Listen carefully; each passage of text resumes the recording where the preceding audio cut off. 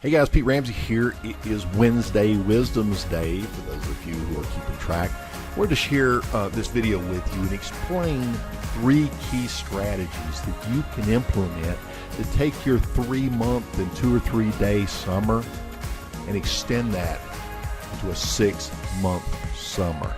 You see, most of our smaller contractors, they're out there hustling right now and banking right now because they need this money to carry them through the slower periods.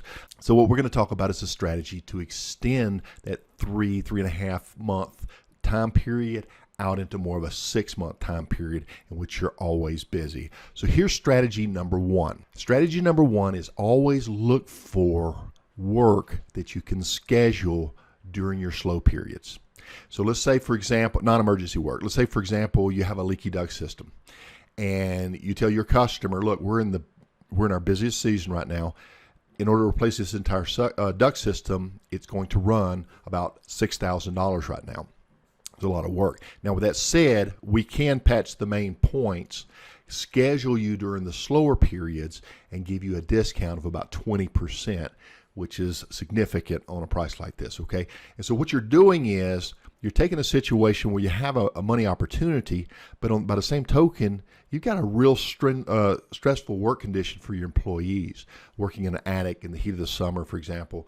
And if you can reschedule that and put that in a time when you're not busy, you don't have anything to do, then you start to schedule out these periods that you know in advance are going to, historically, they have been low, they're going to be a little slow. So you start to schedule these in. Now, if you have an opportunity to make a replacement to get in and get out, that's different. We're talking about work that it isn't an emergency situation and it can wait. Take a deposit though, non-refundable deposit. I'm going to give you this discount, but you have to leave a deposit, okay, so that you know that your work is going to be taking place.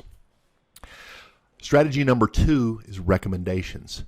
Listen, when your service techs are out there, and if all they're doing is going and putting out the problem and running to the next one, you are leaving a ton of money on the table. You need to have a section of your service invoice that says recommendations. And what you as a service tech need to do, if I were talking to your tech, is you need to be more professional. I want you to pull back, look at the entire system, and study and look at all these potential challenges. Yeah, we've got something that is an immediate emergency. This component needs to be replaced. But when you start looking around, you're seeing leaky ducts, or you're seeing issues that need to be resolved, or they're going to be issues soon. Include that into your price and try to go ahead and get those done at that time. If they won't do them, you put them down in the recommendations. Hey, we recommend you do these things. And then when the season has passed and times are slow, you call. You've done this for everybody. You start going through your invoices. You call your customers back and you say, listen, Bob was out there. He recommended that you replace that thermostat that is mercury loaded and go to a new, more environmentally safe system. Plus we have the oversized display, visual aid, whatever it is that you're offering.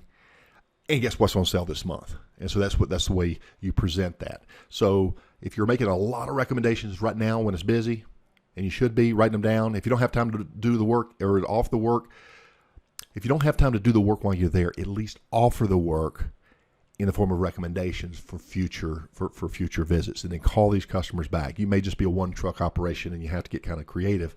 But while you're inclined to make all the money you can, I encourage you to plant all the seeds you possibly can as well. And you need to be on the reciprocating end of that by actually documenting that. So that leads us to number 3. The third thing that you can do to have the biggest impact on lengthening your summer is to add service agreements. So immediately, once the season comes off, you're doing service agreements. So if you've been offering service agreements at every service call, and have it built in, listen, service agreement customers get a 15% discount off of our service. You can have that today. If you invest, go ahead and make your investment in yours today, and you can receive this discounted price. Otherwise, it's just the normal price, right? And so what this does is this gets your customer to go ahead and get invested in that. And then when you come back during the fall and you're checking the heating system, you can start looking in for potential opportunities there to help your customer and also boost your revenues, right? So the idea is take those valleys, spring and fall, and we fill them up with maintenance agreements, don't we? But when we're out there, we're as thorough as possible. We're really getting good reports. We're presenting as much as we can that makes sense in the hot month moment to take care of your customer. And then we're also making tons of recommendations so that even if we don't have time to do that, or they don't have the budget to do that right away, we can come back and revisit this in a couple of months. And by this, we take that 3-month and we really double its length. And when we've rounded this out completely, now you've got a 12-month, pretty much busy system in which you're making money.